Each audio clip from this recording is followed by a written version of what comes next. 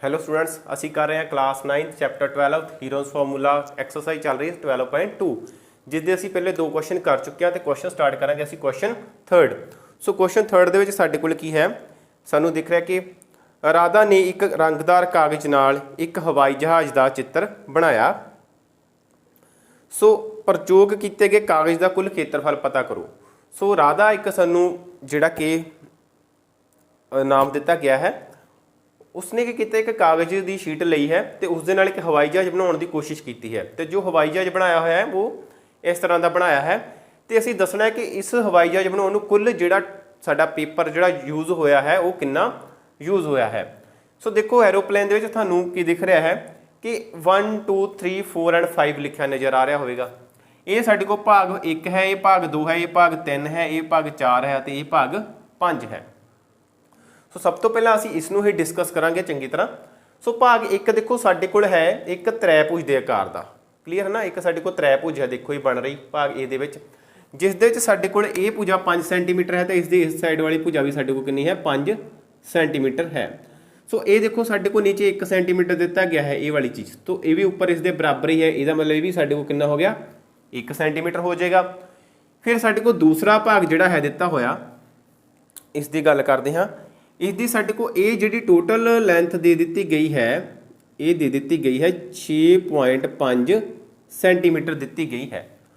हुण जिहड़ा दूसरा भाग है, देखो पहला भाग असीं बनाते हैं साडे कोल जिहड़ा इस तरह बन रहा है फस्ट पार्ट, जिहदे विच 5 सेंटीमीटर है, 5 सेंटीमीटर तो 1 सेंटीमीटर है। फिर दूसरा भाग साडे कोल है वो इस तरह का बनया हुआ है। हुण ये देखो साडे कोल किहड़ा आकार बन रहा है, साडे कोल की बन गया एक आयत बन रहा है ना साडे कोल। सो जिस दे विच ए कितनी है 6.5 सेंटीमीटर तो ए भुजा कितनी है 1 सेंटीमीटर। पहला भाग त्रिभुज है, दूसरा भाग आयत है। सो तीसरा भाग देखो साडे कोल किस तरह है, साडे कोल इस तरह जिहड़ा कि दिता गया है। सो ये साडे कोल की है एक समलंब चतुर्भुज, या जिसनूं असीं बोलते हैं ट्रपीजियम। सो ट्रपीजियम, सो ये साडा की होया रिकटेंगल। सैकेंड भाग ये साडी की होई ट्रायंगल, ठीक है। ये साडे कोल 3 भाग हो गए। हुण चौथे भाग नूं देखो साडे कोल वो की है, एक इस तरह का भाग बनया होया है चौथा भाग, अते फिफ्थ भाग भी देखो पंजवां भाग दोवें इक्को जिहे हन साडे कोल, जिस दे विच एक भुजा साडे कोल 1.5 सेंटीमीटर है तो दूसरी साडे कोल कितनी है 6 सेंटीमीटर है। सो इसनों ध्यान नाल देखो कि दोवें भुजावां जिहड़ियां ने एक दूसरी ते लंब हन साडे कोल नज़र आ रही हैं। सो जो लंब होणगियां साडे कोल 90 डिग्री का कोण बनेगा। सो ये बिल्कुल सीधियां लाइनां होण दे कारण असीं इन्हां विचों एक नूं आधार मान लांगे अते दूसरी नूं असीं उचाई मान लांगे अते अपना जिहड़ा खेत्रफल दा फॉर्मूला वो लगा सकते हैं। सो हुण असीं खेत्रफल किस तरह पता करना है वो वेखदे हां।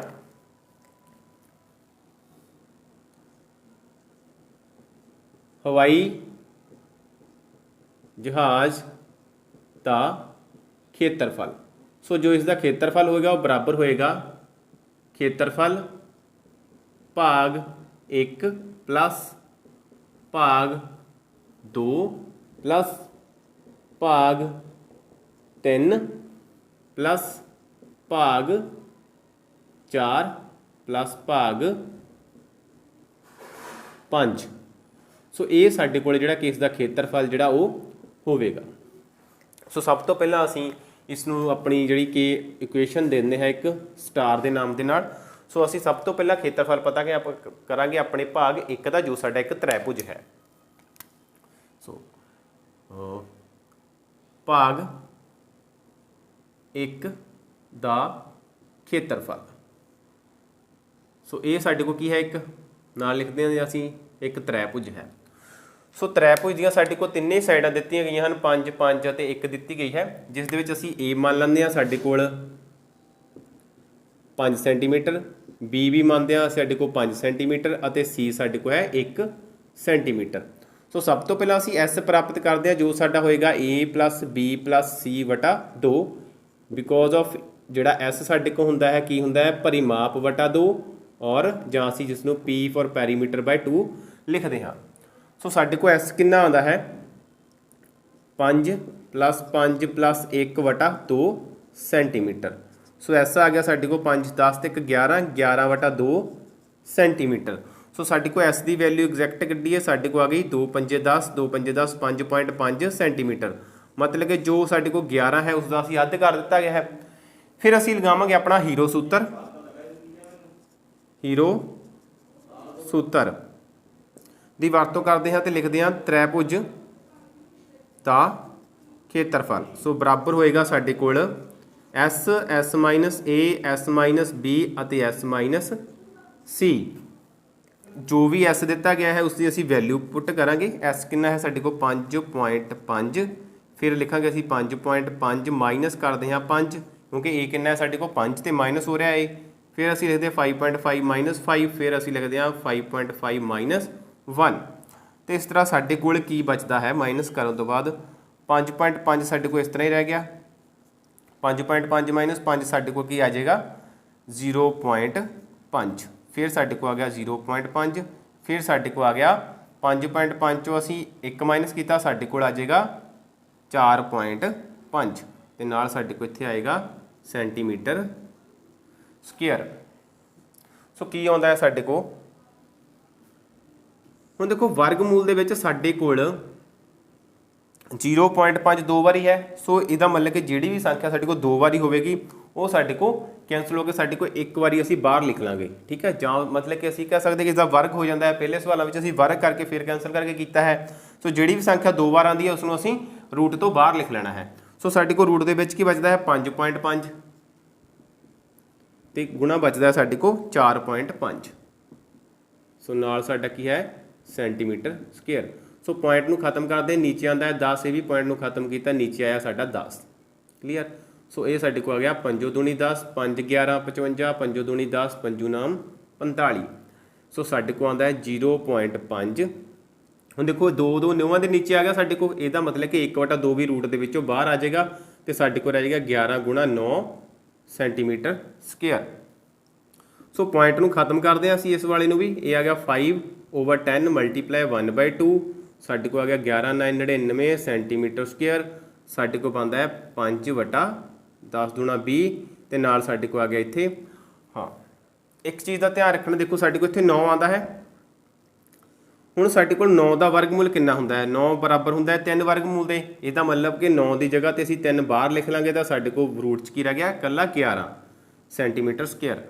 सो इसलिए साडे को इत्थे 3 भी जिहड़ा उपर गुणा हो जाएगा, साडे को आ जाएगा 11 सेंटीमीटर स्क्वेयर। सो 5 तीए 5 क 5, 5 चौका 20 कैंसल हो गया साडे को आ गया 3/4 रूट 11 सेंटीमीटर स्क्वेयर। सो ये साडे को जिहड़ा भाग साडा एक है उसका जिहड़ा खेत्रफल है साडे कोल आ जाता है, क्योंकि साडा एक त्रिभुज सी।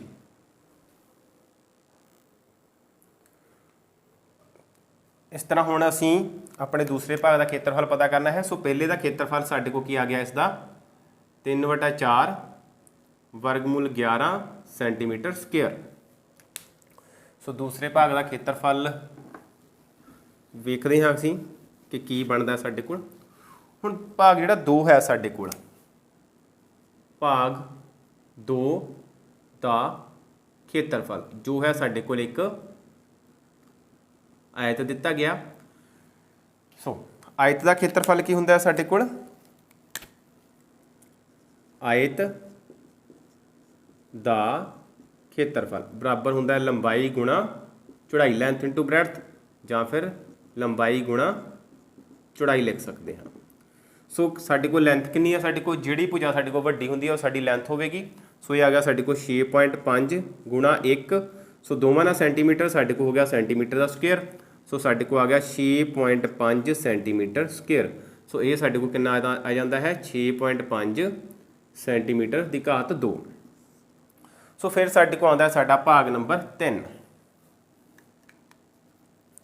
सो लिखते हैं असीं ए भाग 3 का खेत्रफल जो साडे को की है एक समलंब चतुर्भुज। सो जिसनूं असीं ट्रपीजियम बोलते हैं। सो समलंब चतुर्भुज का खेत्रफल। सो इसका खेत्रफल की साडे कोल हुंदा है 1/2 समांतर भुजावां ਦਾ ਜੋੜ ਤੇ ਗੁਣਾ ਸਾਡੇ ਕੋਲ ਹੁੰਦੀ ਹੈ ਸਿਖਰ ਲੰਬ। ਹੁਣ ਸਮਾਂਤਰ ਭੁਜਾਵਾਂ ਕਿਹੜੀਆਂ ਹੋਣਗੀਆਂ ਸਾਡੇ ਕੋਲ ਦੇਖਦੇ ਹਾਂ। ਹੁਣ ਦੇਖੋ ਇਹ ਸਾਡੇ ਕੋਲ ਇੱਕ ਟਰਪੀਜ਼ੀਅਮ ਬਣਦਾ ਹੈ। ਇਸ ਤਰ੍ਹਾਂ ਇਹ ਦੋਵੇਂ ਭੁਜਾਵਾਂ ਸਾਡੇ ਕੋਲ ਇੱਕੋ ਜਿਹੀਆਂ ਦਿੱਤੀਆਂ ਗਈਆਂ ਹਨ ਕਿ ਇੱਕ ਹੀ ਦਿਸ਼ਾ ਵੱਲ ਜਿਹੜੀਆਂ ਕਿ ਚੱਲ ਰਹੀਆਂ ਹਨ, ਕਿ ਜਿਨ੍ਹਾਂ ਦੇ ਵਿਚਕਾਰ ਦੀ ਦੂਰੀ ਸਾਡੇ ਕੋਲ ਸਮਾਨ ਹੈ। ਇਹ ਸਮਾਂਤਰ ਹੋਣਗੀਆਂ ਸਾਡੇ ਕੋਲ, ਜਿਸ ਦੇ ਵਿੱਚ ਇੱਕ ਭੁਜਾ ਕਿੰਨੀ ਹੈ 1 ਸੈਂਟੀਮੀਟਰ ਤੇ ਦੂਸਰੀ ਕਿੰਨੀ ਹੈ 2 ਸੈਂਟੀਮੀਟਰ। ਇਸ ਦਾ ਮਤਲਬ ਸਾਡੇ ਕੋਲ ਦੋਵਾਂ ਦਾ ਜੋੜ ਆ ਗਿਆ 1 + 2 ਸੈਂਟੀਮੀਟਰ। ਅਤੇ ਗੁਣਾ ਕੀ ਕਰਨਾ ਹੈ ਅਸੀਂ ਨਾਲ, ਹੁਣ ਸਿਖਰ ਲੰਬ ਲਿਖਿਆ। ਸਿਖਰ ਲੰਬ ਕੀ ਹੋਏਗਾ ਸਾਡੇ ਕੋਲ, ਜਦੋਂ ਅਸੀਂ ਇੱਥੋਂ ਇੱਕ ਲੰਬ ਇੱਥੇ ਲਗਾਵਾਂਗੇ ਤਾਂ ਇਹ ਸਾਡੇ ਕੋਲ ਸਿਖਰ ਲੰਬ ਹੋ ਜਾਏਗਾ। ਇਹਦਾ ਮਤਲਬ ਕਿ ਇਹ ਜਿਹੜਾ ਸਿਖਰ ਲੰਬ ਹੈ ਇਸ ਨੂੰ ਅਸੀਂ ਪਤਾ ਕਰਨਾ ਹੈ, ਜੋ ਸਾਡੇ ਕੋਲ ਨਹੀਂ ਹੈ। ਸੋ ਸਭ ਤੋਂ ਪਹਿਲਾਂ ਅਸੀਂ ਆਪਣਾ ਸਿਖਰ ਲੰਬ ਜਿਹੜਾ ਉਹ ਪਤਾ ਕਰਾਂਗੇ। ਸੋ ਦੇਖੋ ਸਾਡੇ ਕੋਲ ਇਹ ਚੀਜ਼ ਬਣ ਜੇਗੀ। ਇਸ ਤੋਂ ਸਾਡੇ ਕੋਲ ਕੀ ਆਉਂਦਾ ਹੈ, ਧਿਆਨ ਨਾਲ ਦੇਖੋ, ਇੱਧਰੋਂ ਵੀ ਅਸੀਂ ਇਸ ਤਰ੍ਹਾਂ ਹੀ ਕਰ ਦਿੰਦੇ ਹਾਂ। ਠੀਕ ਹੈ, ਹੁਣ ਸਾਡੇ ਕੋਲ 1 ਸੈਂਟੀਮੀਟਰ ਇਹ ਸੀਗਾ ਤਾਂ 1 ਸੈਂਟੀਮੀਟਰ ਹੀ ਸਾਡੇ ਕੋਲ ਜਿਹੜੀ ਕਿ ਇਹ ਸਾਈਡ ਜਿਹੜੀ ਨੀਚੇ ਆ ਜਾਏਗੀ। ਸੋ ਟੋਟਲ ਹੈਗੀ ਸਾਡੇ ਕੋਲ 2 ਸੈਂਟੀਮੀਟਰ। 1 ਸੈਂਟੀਮੀਟਰ ਮਾਈਨਸ ਹੋ ਗਿਆ ਸਾਡੇ ਕੋਲ, ਤਾਂ ਸਾਰਾ ਬਚਿਆ ਸਾਡੇ ਕੋਲ 1 ਸੈਂਟੀਮੀਟਰ ਬਾਕੀ। ਸੋ ਇਹ ਭਾਗ ਜਿਹੜਾ ਹੋਏਗਾ ਸਾਡੇ ਕੋਲ ਤੇ ਇਹ ਭਾਗ ਹੋਏਗਾ ਸਾਡੇ ਕੋਲ, ਇਹ ਦੋਵੇਂ ਸਾਡੇ ਕੋਲ ਜੋੜ ਕੇ 1 ਸੈਂਟੀਮੀਟਰ ਹੋਣਗੇ। ਸੋ ਇਹਦਾ ਮਤਲਬ ਕਿ ਇਹ 2 ਹਿੱਸੇ 'ਚ ਵੰਡੇ ਹੋਏ ਹਨ। ਸੋ ਇੱਕ ਨੂੰ 2 ਹਿੱਸੇ 'ਚ ਵੰਡਿਆ ਸਾਡੇ ਕੋਲ ਹੋ ਗਿਆ 0.5 ਸੈਂਟੀਮੀਟਰ। ਸੋ ਇਹਦਾ ਮਤਲਬ ਇਹ ਸਾਈਡ ਹੋ ਗਈ 0.5 ਅਤੇ ਇਹ ਵੀ ਕਿੰਨੀ ਹੋ ਗਈ 0.5।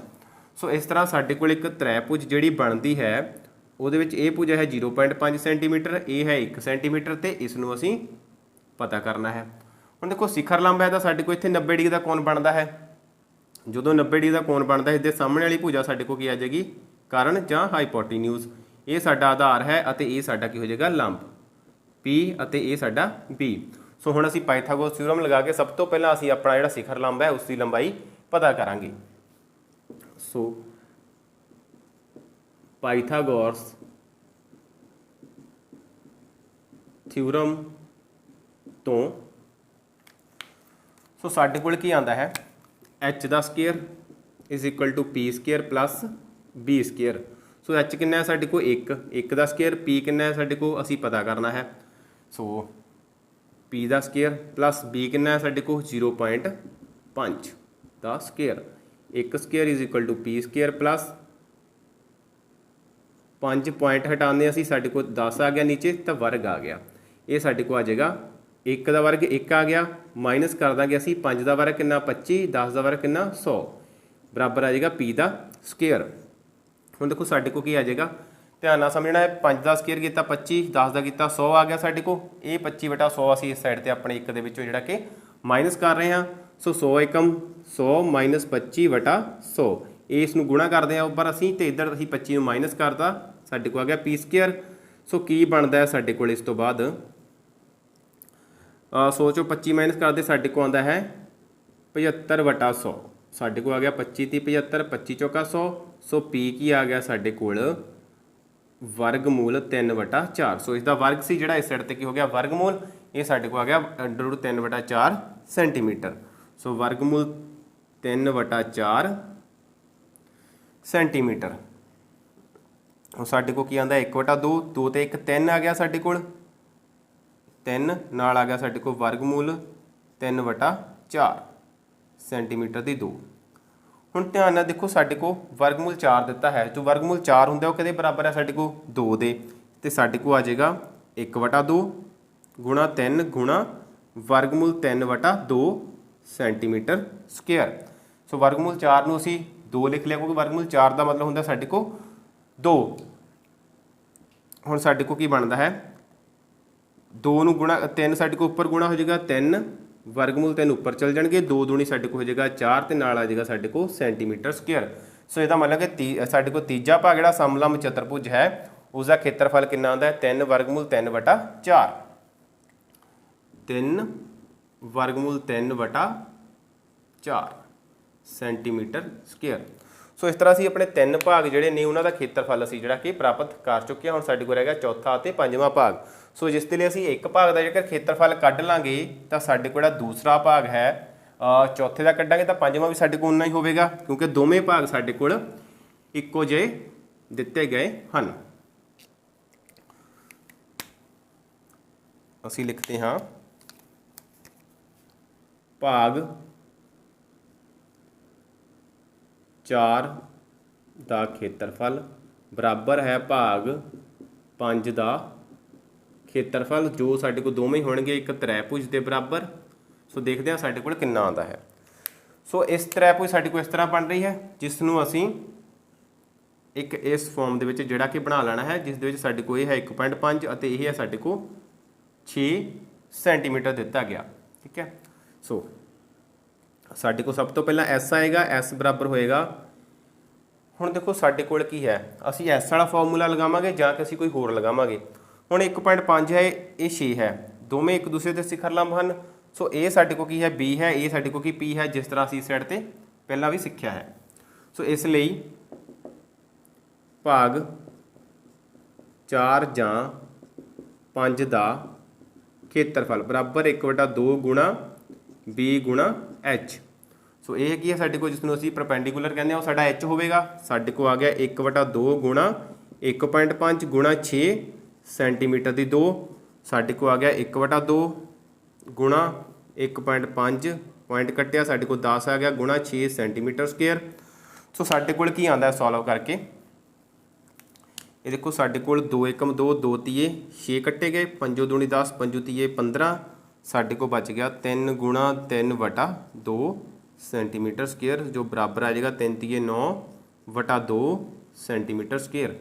ਸੋ ਇਸ ਤਰ੍ਹਾਂ ਸਾਡੇ ਕੋਲ ਚੌਥੇ ਭਾਗ ਦਾ ਵੀ ਖੇਤਰਫਲ ਇਹੀ ਹੋਵੇਗਾ ਤੇ ਪੰਜਵੇਂ ਦਾ ਵੀ ਸਾਡੇ ਕੋਲ ਇਹੀ ਹੋਵੇਗਾ। ਸੋ ਹੁਣ ਅਸੀਂ ਆਪਣੇ ਸਾਰੇ ਭਾਗਾਂ ਦਾ ਜਿਹੜਾ ਖੇਤਰਫਲ ਹੈ ਉਹ ਕੱਢ ਚੁੱਕੇ ਹਾਂ, ਤੇ ਹੁਣ ਅਸੀਂ ਆਪਣੇ ਪੂਰੇ ਜਿੰਨਾ ਵੀ ਸਾਡਾ ਪੇਪਰ ਵਰਤਿਆ ਗਿਆ ਹੈ ਉਸ ਦਾ ਖੇਤਰਫਲ ਪਤਾ ਕਰਨਾ ਹੈ। ਸੋ ਲਿਖਦੇ ਹਾਂ ਅਸੀਂ, ਇਸ ਲਈ ਵਰਤੇ ਗਏ ਪੇਪਰ ਦਾ ਖੇਤਰਫਲ ਜਾਂ ਪੇਪਰ ਹਵਾਈ ਜਹਾਜ਼ ਦਾ ਖੇਤਰਫਲ। ਸੋ ਬਰਾਬਰ ਹੋਏਗਾ ਸਾਡੇ ਕੋਲ ਸਟਾਰ ਤੋਂ ਭਾਗ 1 ਦਾ ਖੇਤਰਫਲ 3/4 3/4 ਵਰਗਮੂਲ 11 ਪਲੱਸ 6.5 ਪਲੱਸ 3 ਵਰਗਮੂਲ 3/4 ਪਲੱਸ 9/2 ਪਲੱਸ 9/2। ਸੋ ਦੋ ਵਾਰੀ ਲਿਖਾਂਗੇ ਕਿਉਂਕਿ ਭਾਗ 4 ਅਤੇ 5 ਦੋਵਾਂ ਦਾ ਖੇਤਰਫਲ ਬਰਾਬਰ ਹੀ ਹੋਵੇਗਾ। ਸੋ ਬਾਹਰ ਸਾਰੇ 'ਚੋਂ ਸਾਡੇ ਕੋਲ ਕਾਮਨ ਚੱਲ ਜਾਏਗਾ ਸੈਂਟੀਮੀਟਰ ਦੀ ਘਾਤ 2। ਹੁਣ ਦੇਖੋ ਸਾਡੇ ਕੋਲ ਕਾਮਨ ਕੀ ਆਉਂਦਾ ਹੈ, ਸਾਡੇ ਕੋਲ ਆਉਂਦਾ ਹੈ 4 ਇੱਥੇ ਹੈ, ਸਾਡੇ ਕੋਲ ਨੀਚੇ ਇੱਧਰ ਵੀ 4 ਹੈ, ਇਹ ਸਾਡੇ ਕੋਲ ਹੈ 2 ਤੇ 2। ਇੱਥੇ ਸਾਡੇ ਕੋਲ ਆ ਜਾਏਗਾ, ਪੁਆਇੰਟ ਨੂੰ ਖਤਮ ਕਰਦੇ ਹਾਂ, ਸਾਡੇ ਕੋਲ ਆ ਜਾਏਗਾ ਬਟਾ 10 ਆ ਜਾਏਗਾ। ਸੋ 5 ਦੂਣੀ 10, 5 × 5, 5 ਤੀਏ 15, ਸੋ 13/2 ਆ ਗਿਆ ਸਾਡੇ ਕੋਲ। ਕਾਮਨ ਕਰਦੇ ਹੈ 1/2। ਸੋ ਜਦੋਂ 1/2 ਕਾਮਨ ਹੋਇਆ ਸਾਡੇ ਕੋਲ ਰਹਿ ਗਿਆ 3√11/2 ਪਲੱਸ 1/2 ਕਾਮਨ ਚਲ ਗਿਆ, ਸਾਡੇ ਕੋਲ ਇਕੱਲਾ ਬਚ ਗਿਆ 13 ਪਲੱਸ 1/2 ਕਾਮਨ ਚਲ ਗਿਆ, ਸਾਡੇ ਕੋਲ ਬਚ ਗਿਆ 3√3/2 ਪਲੱਸ 2 ਕਾਮਨ ਚਲਾ ਗਿਆ ਹੈ ਸਾਡੇ ਕੋਲ 1/2। ਸੋ ਇੱਥੇ ਵੀ 9 ਰਹਿ ਗਿਆ, ਇੱਧਰ ਵੀ 9 ਰਹਿ ਗਿਆ, ਨਾਲ ਆ ਗਿਆ ਸਾਡੇ ਕੋਲ ਸੈਂਟੀਮੀਟਰ ਸਕੁਅਰ। ਸੋ ਕੀ ਆਉਂਦਾ ਸਾਡੇ ਕੋਲ, ਹੁਣ ਅਸੀਂ ਐਲਸੀਐਮ ਲਵਾਂਗੇ। ਇਹ ਸਾਡਾ ਆ ਜਾਏਗਾ 1/2 ਬਾਹਰ ਕਾਮਨ ਕੀਤਾ ਹੋਇਆ ਹੈ, ਐਲਸੀਐਮ ਆ ਗਿਆ ਸਾਡੇ ਕੋਲ 2। ਹੁਣ ਜਿੱਥੇ ਤਾਂ ਸਾਡੇ ਕੋਲ 2 ਨੀਚੇ ਵਟੇ ਵਿੱਚ ਪਿਆ ਹੈ ਉੱਥੇ ਸਾਡੇ ਕੋਲ ਉੱਪਰ ਵਾਲੀ ਸੰਖਿਆ ਰਹਿ ਜਾਏਗੀ। ਕਿਵੇਂ, ਦੇਖੋ ਸਾਡੇ ਕੋਲ ਕੀ ਹੈਗਾ 3 ਵਰਗਮੂਲ 11/2, ਐਲਸੀਐਮ ਨਾਲ ਗੁਣਾ ਹੁੰਦਾ ਹੈ ਸਾਡੇ ਕੋਲ 2, 2 ਨਾਲ 2 ਕੈਂਸਲ ਹੋ ਜਾਏਗਾ ਸਾਡੇ ਕੋਲ। ਇੱਥੇ ਰਹਿ ਗਿਆ 3 ਵਰਗਮੂਲ 11 ਪਲੱਸ ਇੱਥੇ ਸਾਡੇ ਕੋਲ ਨਹੀਂ ਹੈ ਬਟਾ 2, ਇੱਥੇ ਸਾਡੇ ਕੋਲ 2 ਜਿਹੜਾ ਉੱਪਰ ਗੁਣਾ ਹੋ ਜਾਏਗਾ 13 ਦੂਣਾ 26 ਪਲੱਸ ਇੱਥੇ ਵੀ 2 ਕੱਟਿਆ ਗਿਆ, ਸਾਡੇ ਕੋਲ ਹੋਏਗਾ 3 ਵਰਗਮੂਲ 3 ਪਲੱਸ 9 ਦੂਣੀ 18 ਪਲੱਸ 9 ਦੂਣੀ 18 ਸੈਂਟੀਮੀਟਰ ਸਕੁਅਰ। ਸੋ ਕੀ ਆਉਂਦਾ ਹੈ ਸਾਡੇ ਕੋਲ, ਉਹ 3 ਵਰਗਮੂਲ, ਦੇਖੋ ਇੱਥੇ 3 ਵਰਗਮੂਲ 11 ਸਾਡੇ ਕੋਲ 3 ਵਰਗਮੂਲ 11 ਦਿੱਤਾ ਹੈ, ਸਾਡੇ ਕੋਲ ਹੈ 3 ਵਰਗਮੂਲ 3। ਸੋ ਸਾਡੇ ਕੋਲ ਆਉਂਦਾ ਹੈ 26 ਤੇ 18 18 36, ਸਾਡੇ ਕੋਲ ਇਸ ਨੂੰ ਜੋੜ ਲੈਂਦੇ ਹਾਂ ਅਸੀਂ, 36 ਤੇ 26 ਸਾਡੇ ਕੋਲ ਆ ਜਾਏਗਾ 12, 3 2 5 ਤਾਂ 1 6 62। ਸਾਡੇ ਕੋਲ ਆਉਂਦਾ ਹੈ 1/2, ਇੱਧਰ ਆ ਜਾਏਗਾ ਸਾਡੇ ਕੋਲ 62 ਪਲੱਸ 3√11 ਪਲੱਸ 3√3 ਓਵਰ ਆ ਜਾਏਗਾ ਸਾਡੇ ਕੋਲ 2, ਨਾਲ ਹੈ ਸਾਡੇ ਕੋਲ ਸੈਂਟੀਮੀਟਰ ਸਕੁਅਰ। ਸੋ ਸਾਡੇ ਕੋਲ 2 ਇਹ ਵੀ ਬਾਹਰ ਚਲ ਜਾਏਗਾ 1/4। ਸੋ ਨਾਲ ਆ ਜਾਏਗਾ ਸਾਡੇ ਕੋਲ 62 ਪਲੱਸ 3√11 ਪਲੱਸ 3√3 ਸੈਂਟੀਮੀਟਰ ਸਕੁਅਰ। ਸੋ ਸਾਡੇ ਕੋਲ ਇਹ ਜਿਹੜਾ ਸਾਡੇ ਕੋਲ ਪੂਰੇ ਪੇਪਰ ਨੂੰ ਜਿਹੜਾ ਹਵਾਈ ਜਹਾਜ਼ ਬਣਾਉਣ ਲਈ ਜਿਹੜਾ ਵੀ ਪੇਪਰ ਲੱਗੇਗਾ ਉਹਦਾ ਖੇਤਰਫਲ ਕਿੰਨਾ ਹੋਵੇਗਾ ਸਾਡੇ ਕੋਲ ਇਹ ਆ ਜਾਏਗਾ। ਸੋ ਧਿਆਨ ਰੱਖਣਾ ਹੈ ਕਿ रूट 11 ਦੀ ਵੈਲਿਊ ਭਰਾਂਗੇ ਤੁਸੀਂ 3 ਪੁਆਇੰਟ ਸਮਥਿੰਗ ਭਰੀ ਜਾਏਗੀ, रूट 3 ਦੀ ਭਰੋਗੇ ਤੁਸੀਂ ਤਾਂ 1 ਪੁਆਇੰਟ ਸਮਥਿੰਗ ਭਰੀ ਜਾਏਗੀ। ਸੋ ਉਹ ਵੈਲਿਊ ਭਰ ਕੇ ਅਸੀਂ ਐਗਜ਼ੈਕਟ ਆਂਸਰ ਵੀ ਕਰ ਸਕਦੇ ਹਾਂ, ਪਰ ਸਾਡਾ ਇਹ ਜਿਹੜਾ ਆਂਸਰ ਹੈ ਉਹ ਵੀ ਸਾਡਾ ਜਿਹੜਾ ਆਂਸਰ ਆ ਉਹ ਸਹੀ ਹੋਵੇਗਾ। ਸੋ ਉਮੀਦ ਆ ਕਿ ਤੁਹਾਨੂੰ ਕੁਐਸਚਨ ਸਮਝ ਲੱਗ ਗਿਆ ਹੋਵੇਗਾ। ਤੇ ਸਿਰਫ ਇੱਕ ਗੱਲ ਦਾ ਧਿਆਨ ਰੱਖਣਾ ਹੈ ਕੁਐਸਚਨ ਕਰਨ ਲੱਗਿਆ, ਸਭ ਤੋਂ ਪਹਿਲਾਂ ਤੁਹਾਨੂੰ ਹਰ ਇੱਕ ਭਾਗ ਜਿਹੜਾ ਵੀ ਤੁਹਾਨੂੰ ਦਿੱਤਾ ਗਿਆ ਉਸ ਦੀ ਪਹਿਚਾਣ ਬਾਰੇ ਪਤਾ ਹੋਣਾ ਚਾਹੀਦਾ ਹੈ। ਪਹਿਲਾ ਭਾਗ ਤ੍ਰੈਭੁਜ ਸੀ, ਅਸੀਂ ਉਸ ਦਾ ਖੇਤਰਫਲ ਪਤਾ ਕੀਤਾ ਜੋ ਸਾਡੇ ਕੋਲ 3/4 ਵਰਗਮੂਲ 11 ਆਇਆ। ਫਿਰ ਦੂਸਰਾ ਭਾਗ ਇੱਕ ਆਇਤ ਸੀ ਜਿਸ ਦਾ ਕਿੰਨਾ ਆਇਆ 6.5 ਆਇਆ। ਤੀਜਾ ਭਾਗ ਸਮਲੰਬ ਚਤੁਰਭੁਜ ਸੀ। ਸੋ ਸਾਰਿਆਂ ਦੇ ਸਾਡੇ ਭਾਗਾਂ ਦੇ ਖੇਤਰਫਲਾਂ ਦੇ ਬਾਰੇ ਪੂਰੀ ਜਾਣਕਾਰੀ ਜਿਹੜੀ ਉਹ ਹੋਣੀ ਚਾਹੀਦੀ ਹੈ, ਤਾਂ ਹੀ ਅਸੀਂ ਆਪਣਾ ਜਿਹੜਾ ਸਵਾਲ ਹੈ ਉਸ ਨੂੰ ਪੂਰਾ ਕਰ ਪਾਵਾਂਗੇ। So thank you. ਵੱਧ ਤੋਂ ਵੱਧ ਬੱਚਿਆਂ ਤੱਕ ਸ਼ੇਅਰ ਕਰੋ। ਮਿਲਦੇ ਹਾਂ ਨੈਕਸਟ ਕਲਾਸ ਦੇ ਵਿੱਚ ਨੈਕਸਟ ਕੁਐਸਚਨ ਦੇ ਨਾਲ।